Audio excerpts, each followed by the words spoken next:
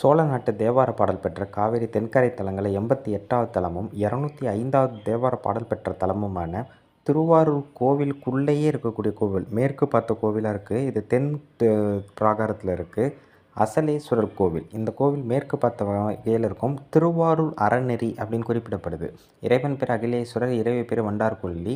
இந்த கோவிலோட சிறப்பு என்ன அப்படின்னா, இந்த கோவிலோட நிழல் கிழக்கு திசையில் மட்டும்தான் இருக்குமா. வேறு எந்த திசையிலையும், அதாவது தஞ்சை பெரிய கோவில் அமைப்பிலே இந்த கோவில் கட்டப்பட்டிருக்கு.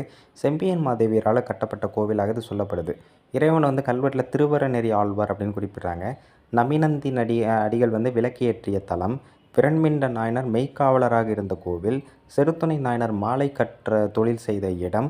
தண்டியடிகள் இந்த கோவிலில் மெய்க்காவலராக இருந்திருக்கார். அப்புறம் கலர்ச்சிங்க நாயனார், இப்படி எண்ணற்றவர்கள் இருந்திருக்காங்க. அப்பர் 2 பதிகங்கள் பாடியிருக்கிறார். அதாவது திருவாரூர் கோவிலே உள்ளே இருக்க கோவிலே மிக பழமையான தேவார பாடல் பெற்ற தலமாக இது சொல்லப்படுது.